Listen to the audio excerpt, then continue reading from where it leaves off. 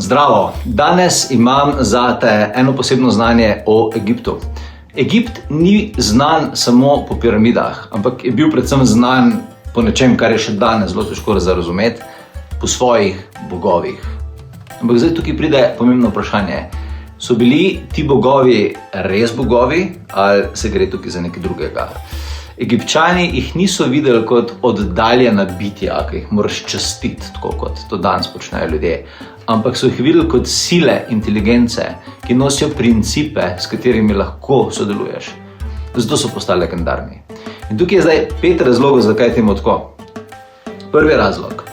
Ti bogovi so predstavljali konkretne sile, ne ideji. Naprimer, Ra ni bil sam bog sonca, ampak je bil zavest svetlobe, ki daje življenje. Isis ni bila samo boginja, bila je princip ustvarjanja, princip zaščite, princip manifestacije. Vsak bog oziroma boginja je predstavljala nekaj, kar so ljudje lahko dejansko uporabljali. Drugi razlog. Ti bogovi so bili povezani z vsakodnevnim življenjem. To ni bila neka religija, to ni bilo nekaj, kar je ločeno od sveta. Egipčani so delali s temi bogovi pri odločitvah, pri zdravljenju, zaščiti, denarju, odnosi, vse so gradili z njimi. Tako da to je bilo praktično znanje. Tretji razlog je, da so razumeli zakon ravnovesja. Egipt v osnovi ni temeljil na kaosu, ampak je temeljil na redu. In bogovi niso delali naključno, ampak so delali po zakonih.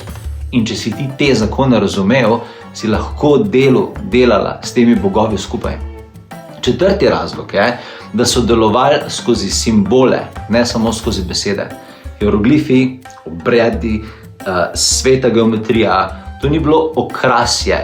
To so bili načini, kako so ljudje aktivirali božansko moč v svoje realnosti, v svoje človeške realnosti. In peti razlog je, da niso izginuli.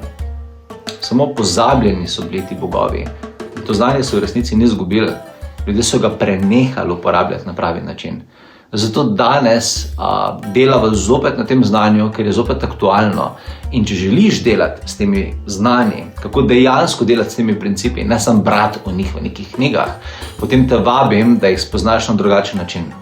Prihaja tečaj šola egipčanske ezoterike, zdaj zelo kmalu.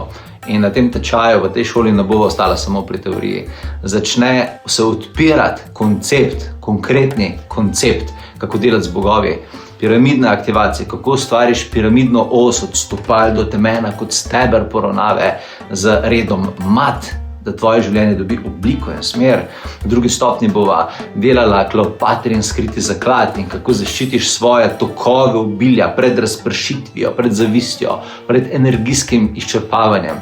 Na tretji stopnji bova se lotila eteričnih hieroglifov, kako dati fokus učenju in strategiji.